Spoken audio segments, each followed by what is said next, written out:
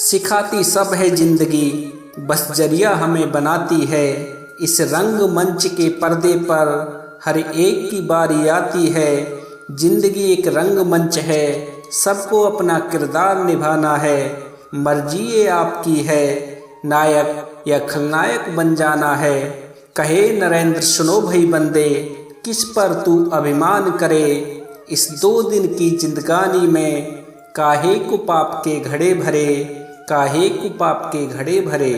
जय श्री कृष्णा मित्रों, मैं नरेंद्र आप सभी भक्तों का आपके अपने YouTube चैनल सत्यार्थ दर्शन पर हार्दिक अभिनंदन करता हूँ। मित्रों, हमेशा की तरह एक बार फिर से हम आपके मध्य एक नई कहानी लेकर उपस्थित हुए हैं।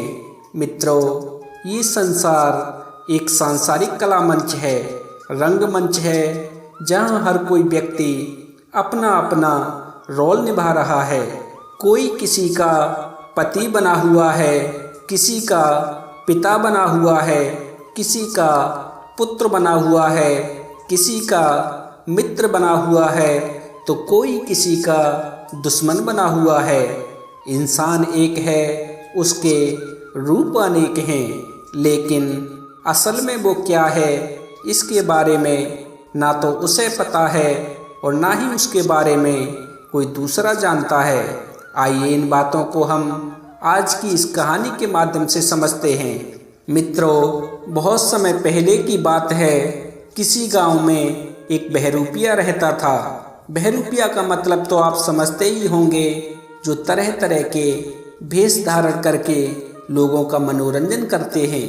ठीक वैसे ही वो बहरूपिया भी कई प्रकार के रूप बनाता था।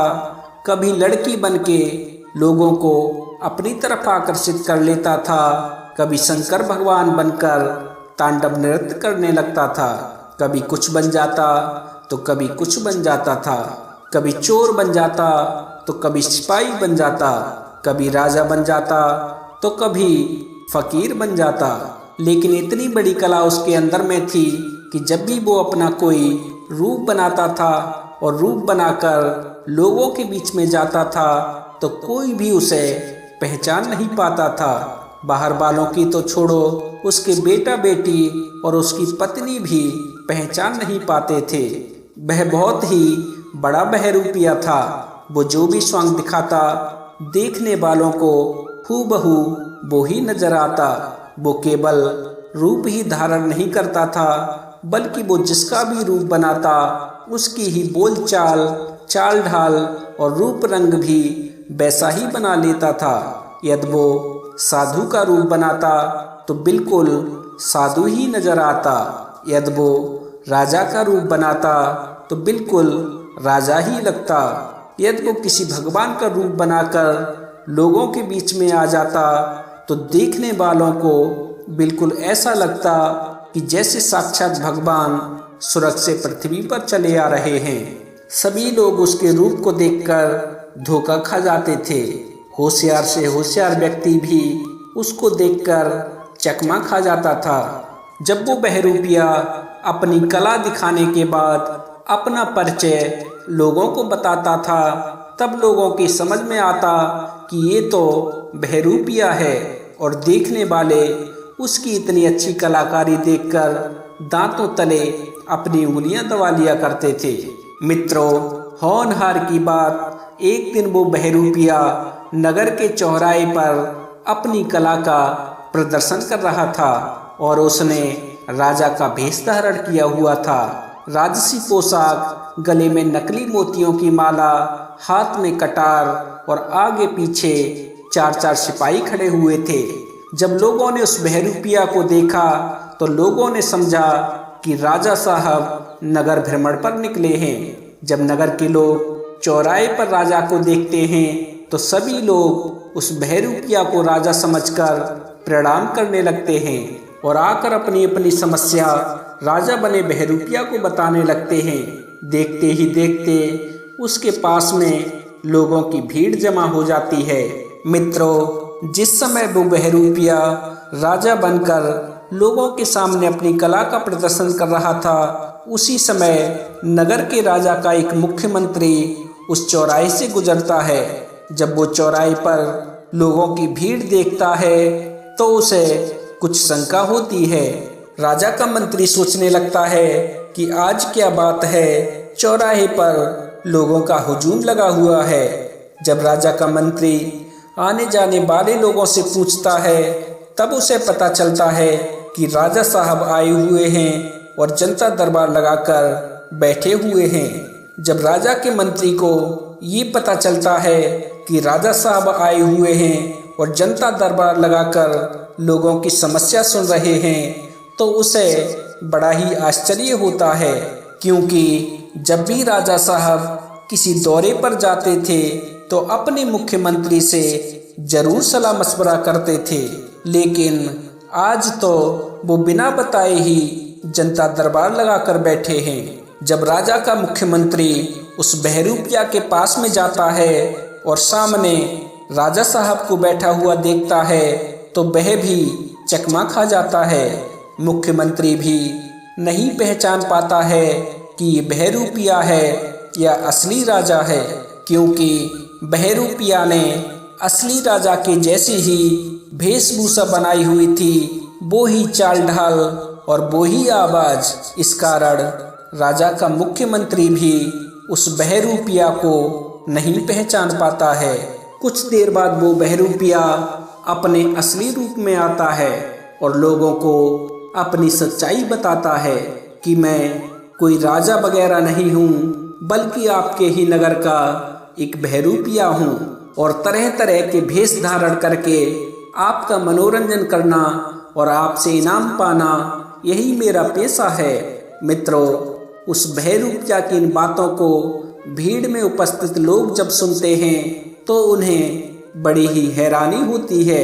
उन्हें तो लग रहा था कि असली के राजा ही आए हुए हैं, और सबसे ज़्यादा हैरानी उस राजा के मुख्यमंत्री को होती है, क्योंकि वो बहरूपिया उस मंत्री की पहचान में भी नहीं आया था। ये देखकर राजा के मुख्यमंत्री को अपने ऊपर हंसी भी आती है और आश्चर्य भी होता है कि भला कोई आदमी इतनी अच्छी कलाकारी कैसे कर सकता है। मित्रों, इसके बाद वो बहरूपिया तो अपना इनाम लेकर अपने घर को चला जाता है। उधर राजा का मुख्यमंत्री राज दरबार को चल देता है। जब वो मुख्यमंत्री राजा के दरबार में पहुंचता है और राजा को प्रणाम करता है तो राजा साहब पूछते हैं कि मंत्री जी, आज क्या बात है? आज तो दरबार आने में तुमने बहुत देर लगा दी। पता है, मैं दरबार में बैठकर कब से तुम्हारी प्रतीक्षा कर रहा था। राजा का मंत्री कहता है कि महाराज, देरी के लिए मैं आपसे क्षमा चाहता हूँ। मैं दरबार के लिए आ ही रहा था, लेकिन राजा साहब कहते हैं, लेकिन क्या मंत्री? मित्रों, राजा के पूछने पर मंत्री सारा घटनाक्रम राजा को बताता है और कहता है कि महाराज, मैंने अपने पूरे जीवन में ऐसा बहरूपिया कभी नहीं देखा। जब वो अपना कोई स्वांग दिखाता है तो कोई उसे पहचान नहीं पाता है। राजा ने कहा, मंत्री, हमें यकीन नहीं होता कि कोई बहरूपिया अपना स्वांग रचाए और किसी की पहचान में नहीं आए। मंत्री ने कहा, सरकार, बहुत बड़ा बहरूपिया है। इतना बड़ा बहरूपिया हम अपने जीवन में कभी नहीं देखे हैं। राजा ने कहा, मंत्री, यदि ऐसी बात है तो हम उस बहरूपिया से मिलना चाहते हैं। तुम उस बहरूपिया के घर पर जाओ और उसे हमारे पास बुला कर लाओ। जरा हम भी तो देखें कि ऐसा वो क्या करता है जिसके कारण वो किसी की पकड़ में नहीं आता। मित्रों, राजा की आज्ञा पाकर मंत्री जी उस बहरूपिया के घर को चल देते हैं और नगर में पता पूछते पूछते उस बहरूपिया के घर पर पहुंच जाते हैं। जैसे ही बहरूपिया को पता चलता है कि राजा के मुख्यमंत्री जी मुझसे मिलने के लिए आए हैं तो बहरूपिया अपने घर से बाहर आता है और राजा के मंत्री से अपने घर पर आने का कारण पूछता है। राजा का मंत्री उस बहरूपिया से कहता है कि मान्यवर, तुम्हें राजा साहब ने बुलाया है।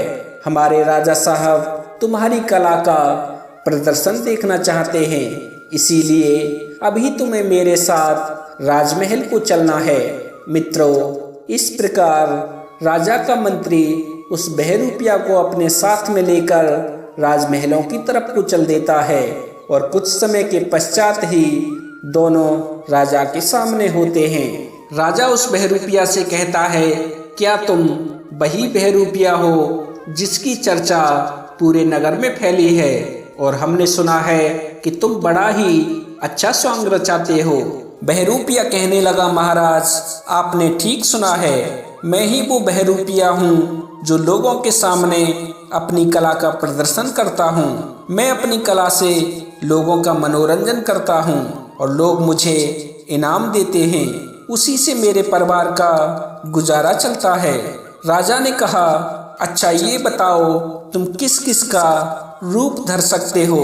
बहरूपिया कहने लगा, सरकार मैं कभी लड़की बन जाता हूँ, कभी राजा हरिश्चंद्र बन जाता हूँ, कभी शंकर भगवान का रूप ले लेता हूँ, तो कभी साधु महात्मा बन जाता हूँ और ईश्वर की मुझ पर इतनी कृपा है कि मैं जिसके भी रूप को धरता हूँ उस समय मैं वो ही लगता हूँ। राजा ने कहा, ठीक है, लेकिन सुना है कि जब तुम अपनी कोई कला दिखाते हो तो तुमको कोई पहचान नहीं पाता है, इसमें कितनी सच्चाई है।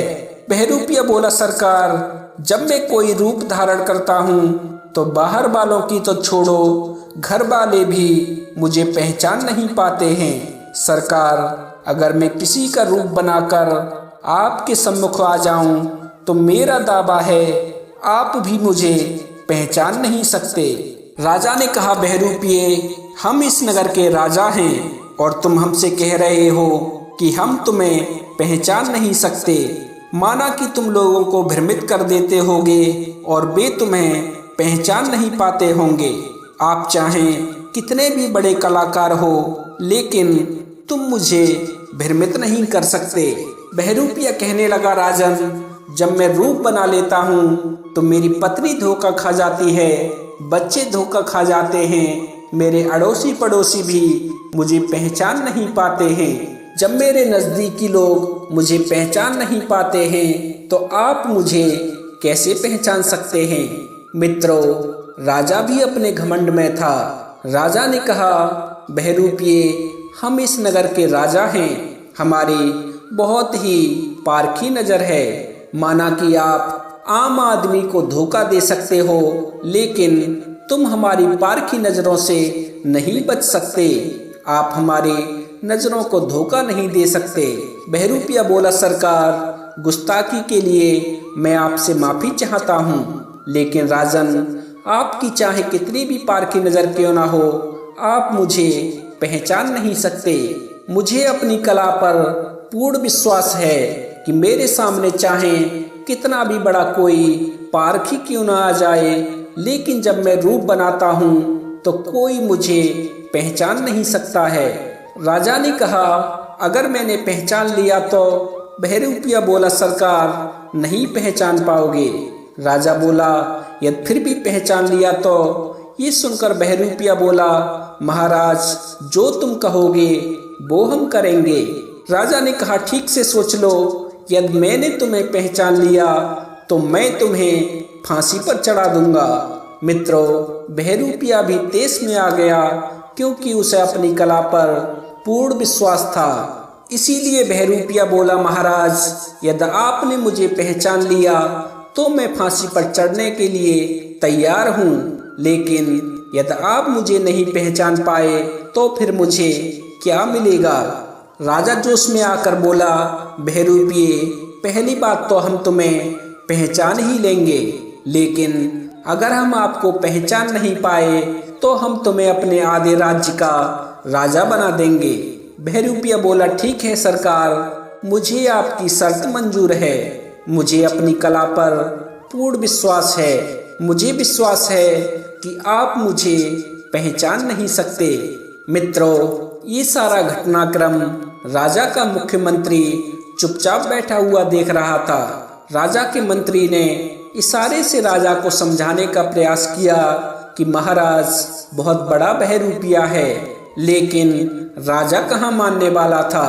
उसे तो अपनी पारखी नजर पर बहुत बड़ा घमंड था। इधर जोश में आकर बहरूपिया ने राजा से ये शर्त लगा तो ली थी, लेकिन अंदर ही अंदर उस बहरूपिया को भी ये डर सता रहा था। वह सोच रहा था, यदि महाराज ने मुझे पहचान लिया तो नाहक में ही मुझे अपने प्राण गंवाने पड़ेंगे।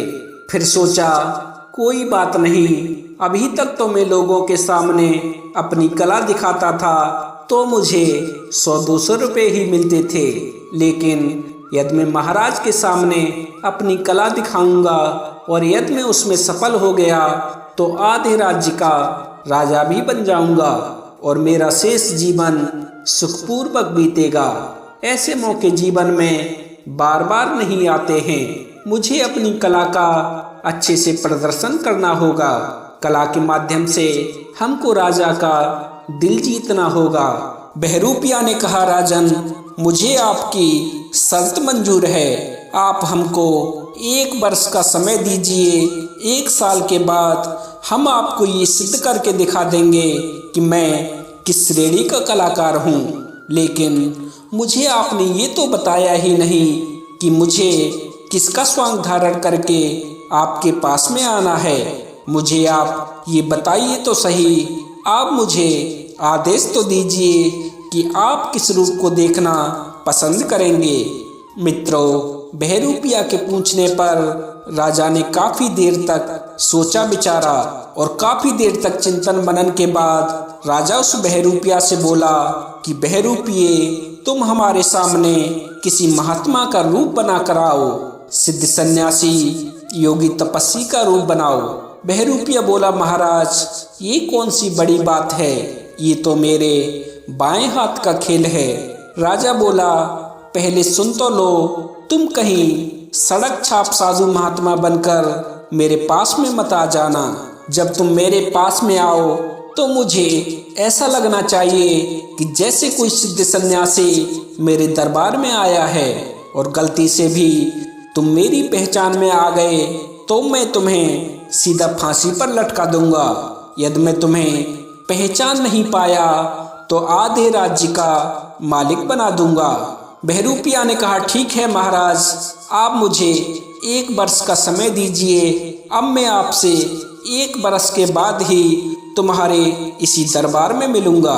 अब मैं चलता हूँ। और इस प्रकार वो बहरूपिया राजा से शर्त लगाकर राजा की आज्ञा लेकर अपने घर को चल देता है।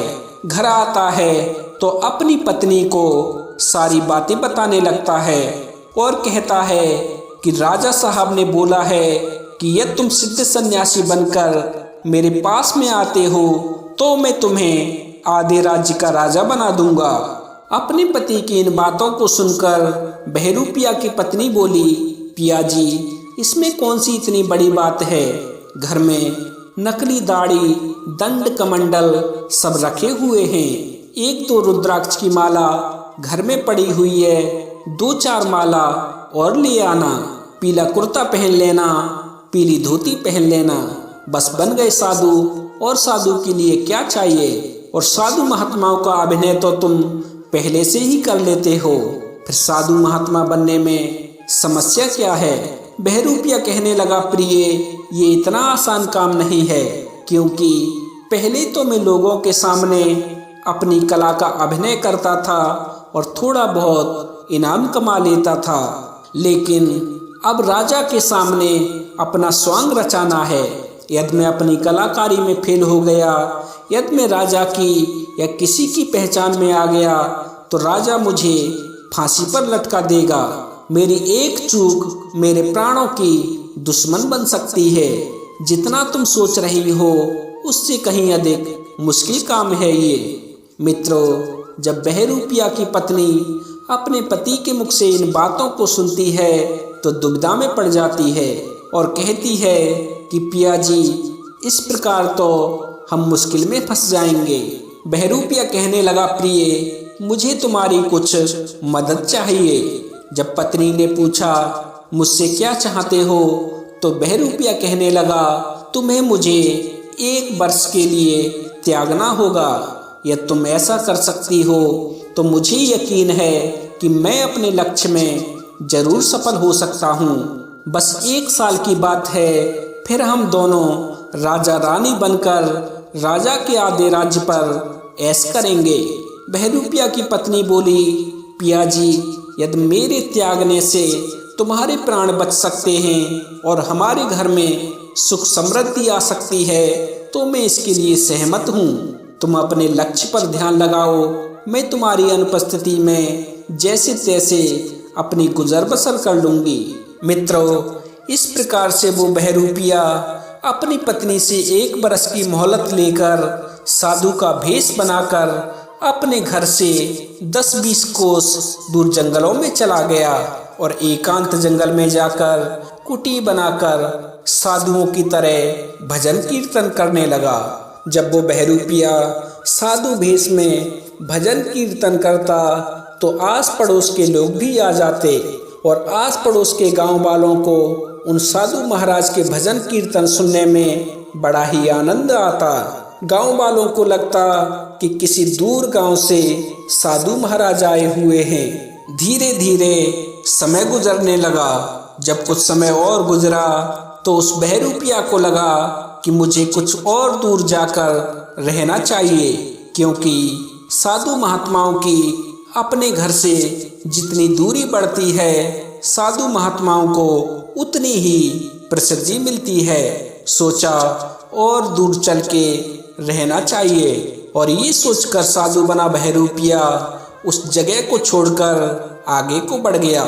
चलते चलते जब वो अपने गांव से अपने नगर से लगभग 200-300 कोस दूर निकल गया तो उसने सोचा यहाँ जान पहचान का कोई नहीं मिलेगा और अपने नगर से इतनी दूर जाकर वो बहरूपिया एक वृक्ष के नीचे धुनी लगाकर बैठ गया और ओम नमः शिवाय का जाप करने लगा। मित्रों, जब आने जाने वाले लोग उस मार्ग से गुजरे और लोगों ने साधु बने उस बहरूपिये को देखा तो गांव वालों को लगा कि कोई सिद्ध महात्मा कहीं दूर से चलकर इस जगह पर आया है और ये देखकर आसपास गांव के लोग उस बहरूपिया के पास में आने लगे और महात्मा के भोजन पानी की व्यवस्था करने लगे।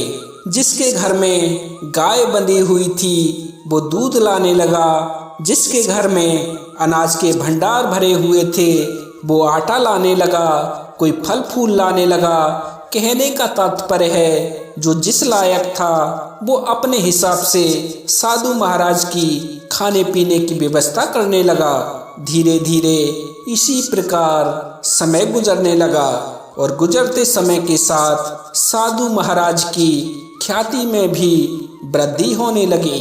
बाबा जी सारे दिन तपस्या में लीन रहते, ओम नमः शिवाय का जाप करते, शाम को सत्संग करते, भजन कीर्तन करते, बाबा के प्रवचन सुनने को, बाबा का आशीर्वाद लेने को बाबा के पास खूब श्रद्धालु आते और अपनी श्रद्धा अनुसार बाबा को खूब दान दक्षिणा देते।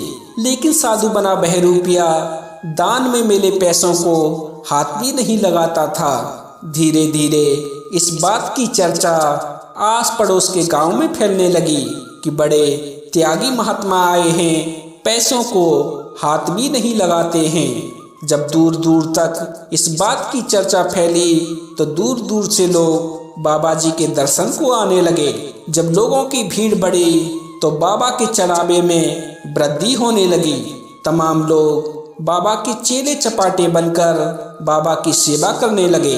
धीरे धीरे उन बाबा के चेलों ने बाबा का बड़ा ही सुंदर और भव्य आश्रम बना दिया और तमाम सेठ बाबा के आश्रम पर आकर भंडारा करने लगे। बहरूपिया सोचने लगा कि अभी तो मैंने केवल साधु का रूप धरा है और इतना कुछ मुझे मिल गया। यदि मैं असली का साधु होता तो मुझे कितना मिलता। साथियों, इसी प्रकार उस बहरूपिये को साधु बने हुए 6 महीने का समय गुजर गया और 6 महीना गुजरने के बाद उस बहरूपिया के बाल और दाढ़ी मूछ इतने बड़े हो गए कि अब उसे नकली दाढ़ी मूछ लगाने की कोई जरूरत ही नहीं पड़ती थी। उस बहरूपिया का पूरा स्वरूप बिल्कुल साधु महात्माओं जैसा बन गया था। वो बहरूपिया ऊपर से तो साधु बन गया था, लेकिन अंदर से वो अभी भी वो ही था जो पहले था।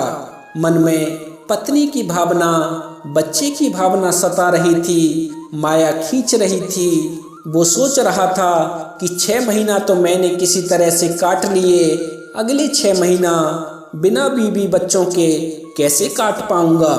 फिर सोचा जब ये 6 महीना कट गए तो वो भी कट जाएंगे।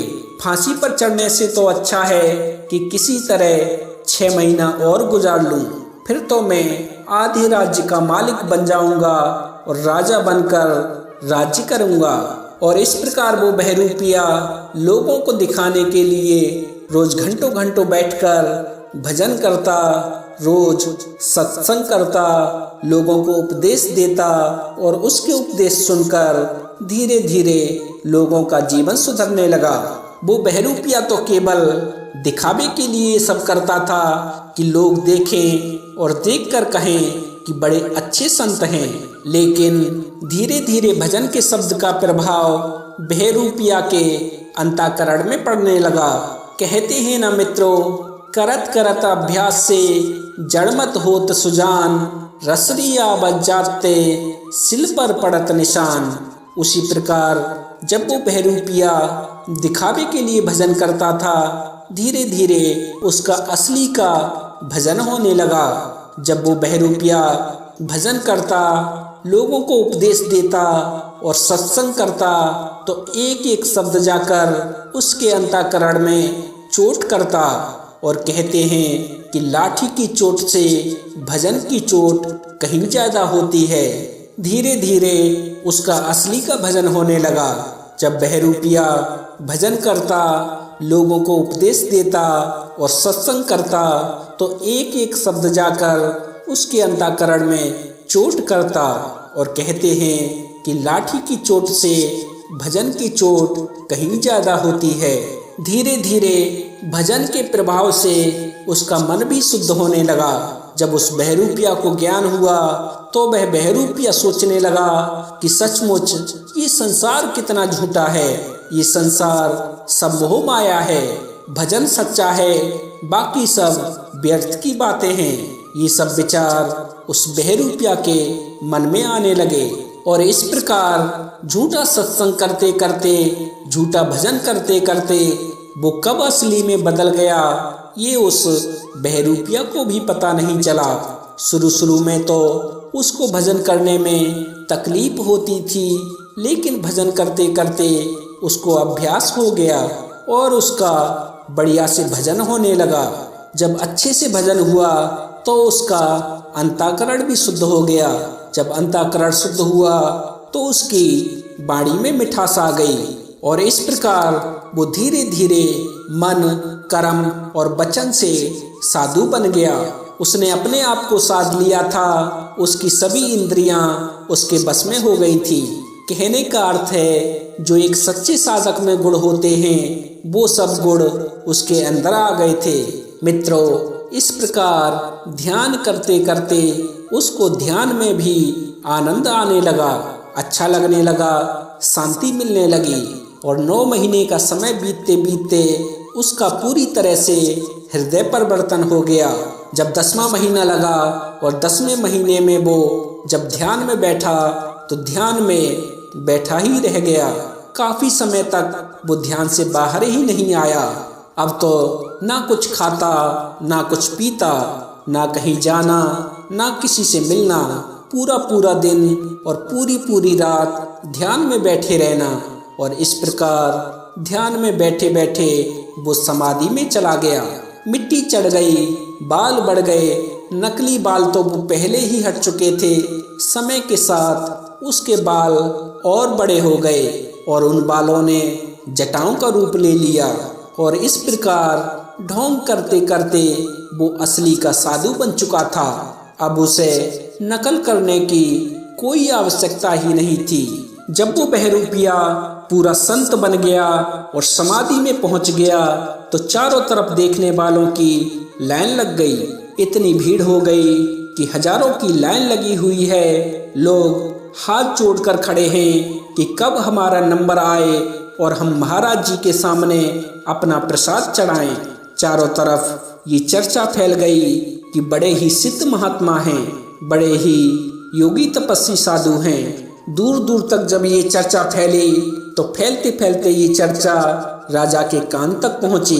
मंत्री ने राजा से कहा कि राजा साहब, हमारे राज्य में एक ऐसे संत आए हैं जो बड़े ही त्यागी महात्मा हैं, बहुत ही बड़े तपस्वी, बहुत ही बड़े भजनानंदी और ध्यानी व्यक्ति हैं। बिना खाए पिए 1 महीना से ध्यान में बैठे हुए हैं। राजा ने कहा, मंत्री, कहीं ये महात्मा जी वही बहरूपिया तो नहीं है जो आधा राज्य के लालच में हमको ठगने के लिए साधु बन बैठा हो, जिसको साधु का रूप बनाने का हम आदेश दिए थे। पहले जाकर अच्छे से पता लगाओ, अच्छे से छानबीन करो, जानकारी लो। राजा के कहने पर राजा का मंत्री अपना भेष बदलकर और कुछ गुप्तचर लेकर साधु महाराज के आश्रम पर जाता है। आश्रम पर जाकर राजा का मंत्री अपने गुप्तचरों को आश्रम के चारों तरफ फैला देता है और खुद लाइन में लगकर अपनी बारी के आने का इंतजार करने लगता है। मंत्री देखता है कि एक तरफ तो हजारों भक्तों की लाइन लगी हुई है और दूसरी तरफ बाबा जी का भजन चल रहा है। बाबा जी ध्यान में डूबे हैं, एकदम शांत, न हिलना, न डुलना, न किसी से बात करना, एकदम शांत, बिल्कुल मौन, आंखें बंद। काफी देर बाद बड़ी मुश्किल से राजा के मंत्री का नंबर आता है। जब राजा का मंत्री बाबा जी के पास में पहुंचता है तो वह ये पहचान नहीं पाता है कि ये वही बहरूपिया है। एकदम शांत, बिल्कुल योगी साधु सन्यासी की तरह, मुखमंडल पर एक अलग तेज। राजा के मंत्री ने आसपास के लोगों से जानकारी ली। सब लोगों से पूछा कि बाबा जी किस समय खाते पीते हैं, कब सोते हैं, कब चलते फिरते हैं। तो सभी ने जवाब दिया, कहा बिल्कुल नहीं। मंत्री ने सैकड़ों लोगों से इस बारे में पूछा। सबका एक ही जवाब था कि नहीं, बाबा जी को हमने कभी चलते नहीं देखा, खाते नहीं देखा, सोते नहीं देखा। बाबा ध्यान समाधि में डूबे रहते हैं। राजा के मंत्री ने जब सब लोगों के मुंह से एक ही जवाब सुना तो मंत्री को विश्वास हो गया कि ये असली के बाबा जी हैं, वो बहरूपिया नहीं है, असली बाबा है। यदि नकली होता तो दिन में तो ध्यान करता और रात में कम से कम खाता और रात में कम से कम सोता तो था, पर ये असली बाबा हैं। मित्रों, इस प्रकार राजा का मंत्री भेष बदलकर 3 दिनों तक बाबा जी के आश्रम में रुकता है। जब उसे पूर्ण विश्वास हो जाता है कि ये साधु महाराज वो बहरूपिया नहीं है तो पूरी जानकारी जुटाकर 3 दिन बाद वो मंत्री राजा साहब के पास पहुंचता है। राजा ने पूछा, मंत्री जी क्या पता चला, वो सन्यासी कौन है जिसकी चर्चा नगर भर में फैली हुई है? तो राजा का मंत्री कहता है कि महाराज, जिस साधु महाराज की चर्चा हमारे नगर में फैली है वो कोई साधारण मनुष्य नहीं है, वो तो कोई सिद्ध महात्मा है। और रही बात उस बहरूपिया की, तो वो साधु बनने का ढोंग तो कर सकता है, असली साधु नहीं बन सकता। वो सन्यासी तो बड़े ही सिद्ध महात्मा हैं, 1 महीना से समाधि अवस्था में बैठे हैं, ना खाते हैं, ना सोते हैं, ना चलते हैं, एक ही आसन पर बैठे रहते हैं। राजा ने कहा, मंत्री यदि ऐसी बात है तो हम उन साधु महाराज से मिलना चाहते हैं, तुम हमारे चलने की तैयारी करो। मित्रों, राजा की आज्ञा का तुरंत ही पालन हुआ। राजा हाथी पर सवार हुआ। फल फूल, दूध दही, कपड़ा, रुपया पैसा, जो कुछ दान करना था वो सब खच्चरों पर लादे और इस प्रकार राजा अपने पूरे लाव लश्कर के साथ साधु महाराज से मिलने के लिए चल दिया। जब वो उस राज्य का राजा बाबा जी के दर्शन के लिए आश्रम पर पहुंचा तो राजा ने देखा कि बाबा जी के आश्रम पर लाखों आदमी की भीड़ लगी हुई है और दूसरी तरफ साधु महाराज ध्यान समाधि में बैठे हुए ओम नमः शिवाय का जाप कर रहे हैं। जैसे ही उस नगर का राजा बाबा जी के आश्रम पर पहुंचा तो चारों तरफ चर्चा फैल गई कि राजा साहब आए हैं। चारों तरफ शोरगुल मच गया। राजा साधु महाराज के पास में पहुंचा, साधु महाराज के चरणों में अपना सिर रख दिया और साधु महाराज से विनती करने लगा कि कृपया महाराज अपनी आंखें खोलो, तुम्हारा सेवक तुम्हारे लिए कुछ भेंट लेकर आया है, कुछ फल लाए हैं, कुछ रुपए पैसे कपड़ा लाए हैं, स्वीकार कीजिए। लेकिन साधु महाराज ने ना तो आंखें खोली और ना ही राजा द्वारा लाई गई भेंटों को स्वीकार किया। वो साधु महाराज तो वैसे ही समाधि में बैठे रहे जैसे वो पहले बैठे हुए थे।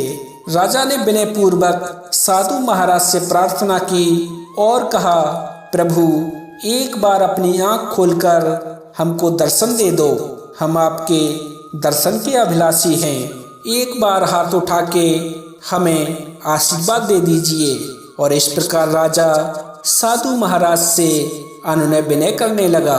राजा नहीं पहचान सका कि ये वही बहरूपिया है। साधु को देखकर राजा को लगा कि सचमुच में कोई योगी तपस्वी साधु है, कोई महान संत है, क्योंकि उस साधु का मुखमंडल सूर्य की भांति चमक रहा था। राजा उन साधु महाराज के सामने खड़ा रहा। काफी समय बाद साधु बने हुए बहरूपिये ने अपनी आंखें खोली। बहरूपिये की आंखें खोलते ही राजा ने अपना सर साधु बने बहरूपिया के चरणों में रख दिया और हाथ जोड़कर बोला, महाराज कृपा कीजिए, मुझे आशीर्वाद दीजिए। साधु बना हुआ बहरूपिया उन राजा साहब को आशीर्वाद देता है। फिर राजा उन साधु महाराज से कहता है कि प्रभु हम आपकी सेवा में कुछ फल फूल दूध दही और रुपया पैसा लेकर आए हैं, कृपया इन वस्तुओं को स्वीकार करें।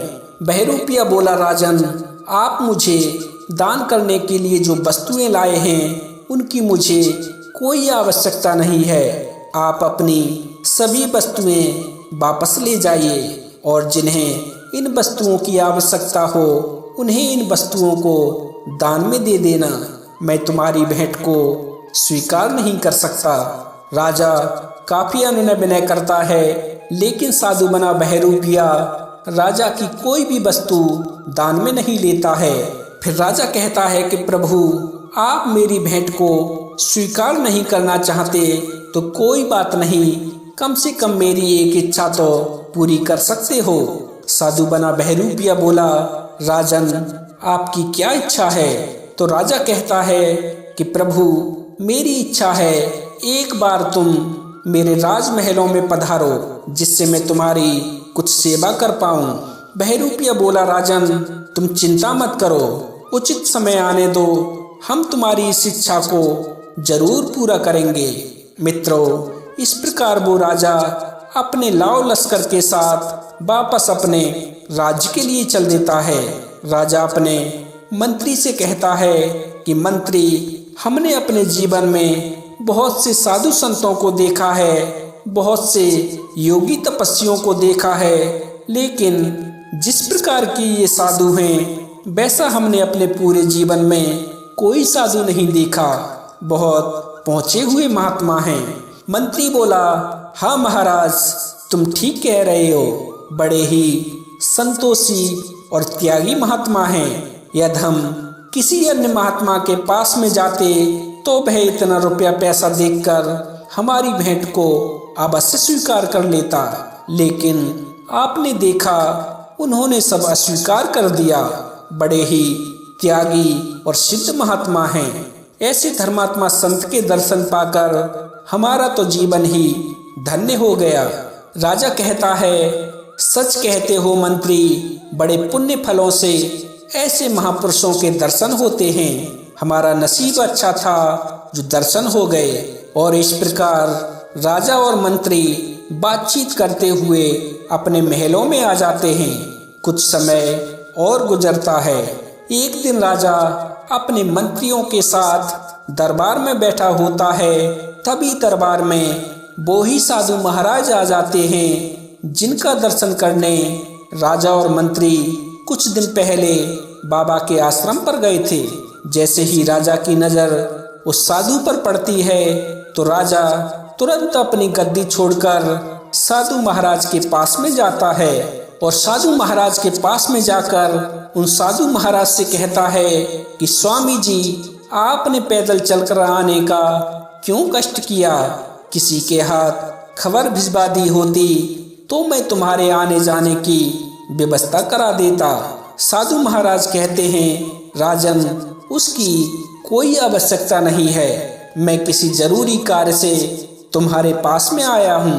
राजा ने कहा, स्वामी जी, आप बस आदेश करिए, मैं आपके हर कार्य को करने के लिए तैयार हूँ। कहो प्रभु, मेरे पास में आप किस कार्य से आए हो? साधु बोला, राजन, पहले मुझे ये बताओ कि तुमने मुझे पहचाना या नहीं पहचाना? राजा बोला, गुरुदेव, मैंने अच्छे से पहचान लिया। आप वो ही महात्मा हो जो जंगल में आश्रम बनाकर रहते हो। साधु बोला, राजन, अभी भी तुमने मुझे नहीं पहचाना। राजा ने पूछा, फिर आप कौन हो? तो वो साधु बोला, राजन, मैं वो ही बहरूपिया हूँ जिससे 1 साल पहले आपने ये शर्त रखी थी कि यदि मैंने तुम्हें पहचान लिया तो आप मुझे फांसी पर चढ़ा देंगे, और यदि नहीं पहचान पाया तो तुम अपना आधा राज्य मुझे दे दोगे। कुछ याद आया महाराज? मित्रों, जैसे ही ये शब्द राजा के कानों में पड़े तो उसके पैरों तले तो जमीन खिसक गई, क्योंकि राजा शर्त हार चुका था और शर्त के अनुसार अब आधा राज्य बहरूपिया को देना था। राजा चारों तरफ घूम घूम कर सन्यासी को निहारने लगा, लेकिन अभी भी उसे ये विश्वास नहीं हो रहा था कि ये साधु वही बहरूपिया है। राजा ने कहा, मैं तुम्हारी कला का कायल हूँ। मैं हारा और तुम जीते, और उसके हिसाब से मेरा आधा राज्य तुम्हारा हो गया। साधु बना बहरूपिया बोला, राजन, तुम किस राज्य की बात करते हो? ये ईंट पत्थर से बने हुए महल दुमैले, ये धन दौलत, ये सोना चांदी, इसे तुम राज्य कहते हो? ये सब तो नस्बर हैं जो आज हैं कल नहीं रहेंगे। ये सब कुछ पीछे छूट जाएगा। तुम इसे राज्य कहते हो? कितने राजा इस राज्य में आकर चले गए, कितने राजा इस गद्दी पर बैठकर चले गए, आगे भी कितने राजा इस राज्य में आएंगे और इस गद्दी पर बैठेंगे। ये असली राज्य नहीं है, ये तो नकली राज्य है। राजा ने कहा, बहरूपिया, अब बस करो, हम मान गए हैं कि तुम शर्त जीत चुके हो। अब तुम्हें साधु का अभिनय करने की कोई आवश्यकता नहीं है। हम अपनी हार को स्वीकार करते हैं। हमें और लज्जित मत करो। मैं तुम्हें आधा राज्य देने को सहमत हूँ। साधु बना बहरूपिया बोला, राजन, मुझे अब अभिनय करने की कोई आवश्यकता नहीं है, और ना ही मुझे तुम्हारे आधे राज्य की लालसा है, क्योंकि मुझे तो पूरा राज्य मिल चुका है। राजा ने पूछा, वो कैसे? तो साधु बना बहरूपिया बोला, राजन, जिसको स्वरूप स्थिति का राज्य मिल गया, जिसको आत्मज्ञान का राज्य मिल गया, उसके सामने तुम्हारा ये राज्य और ये वैभव तुच्छ नजर आते हैं। इसीलिए मुझे तुम्हारे इस राज्य में कोई आसक्ति नहीं है। मैं तुम्हारे पास में आधा राज्य लेने की इच्छा से नहीं आया हूँ, बल्कि मैं आपके पास में तुम्हारा धन्यवाद देने के लिए आया हूँ, क्योंकि आपकी ही वजह से, आपकी शर्त की वजह से ही मैं इस मुकाम पर पहुँचा हूँ, जहाँ पहुँचकर तुम्हारा ये राज्य पाठ मुझे तुच्छ नजर आता है। राजा और मंत्री ने जब उस साधु महाराज की ये शब्द सुने तो दोनों उस बहरूपिया के सामने नतमस्तक हो गए, और इस प्रकार वो बहरूपिया साधु का ढोंग करते करते असली साधु बन चुका था। मित्रों, इस कहानी का सार यही है कि तुम्हें जो भी कर्तव्य मिला है उसे पूरी ईमानदारी और निष्ठा से निभाइए, वो ही तुम्हारी मुक्ति का साधन बन जाएगा। यदि आप गृहस्थी में हो तो अपने गृहस्थ धर्म को निभाइए, अच्छा पिता बनकर, अच्छा पति बनकर, अच्छा पुत्र बनकर। यदि आप विरक्ति में हो तो आप विरक्ति के कर्तव्यों को भी पूर्ण निष्ठा भाव से निभाइए। खूब नाम जप करिए, समाज की सेवा करिए, राष्ट्र और समाज के उत्थान में अपना योगदान दीजिए। जो अपने कर्तव्यों को पूरी ईमानदारी से निभाता है वो इस भवसागर से तर जाता है।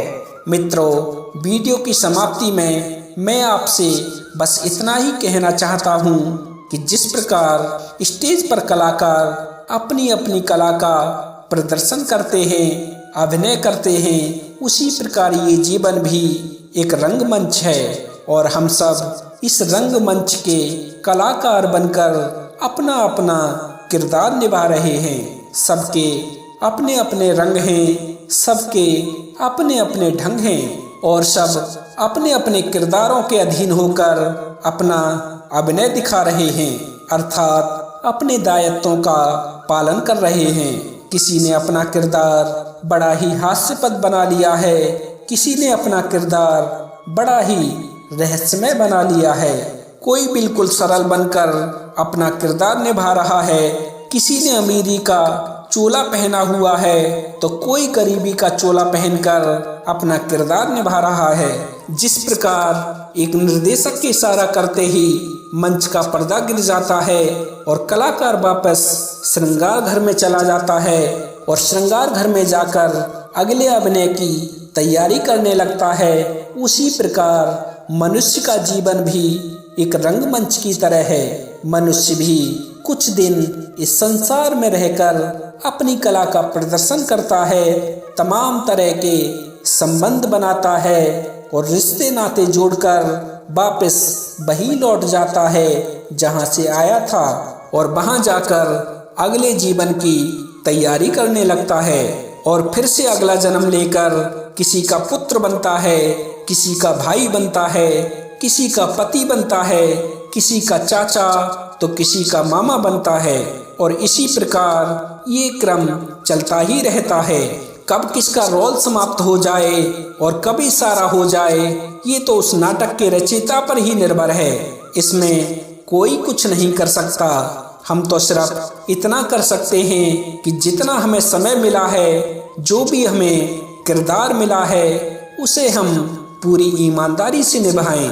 यदि हम किसी के पुत्र हैं तो अच्छे से अपने माता पिता की सेवा करें, यदि हम किसी के पति हैं तो अच्छे से पति धर्म को निभाएं, यदि आप किसी की पत्नी हैं तो पत्नी व्रत का पालन करते हुए अपने पति के साथ जीवन गुजारें। तो मित्रों, ये थी आज की कहानी। आशा करते हैं आपको पसंद आई होगी। यदि वीडियो पसंद आया हो तो वीडियो को लाइक करें, हमारे चैनल सत्यार्थ दर्शन को सब्सक्राइब करें और हो सके तो अपने मिलने वालों के साथ भी इस वीडियो को अवश्य साझा करें। तो मित्रों, आज के लिए बस इतना ही। मिलते हैं अन्य ज्ञानवर्धक वीडियो में। तब तक के लिए आप सभी भक्तों को मेरी तरफ से जय श्री कृष्णा, जय श्री राधे, जय श्री श्याम।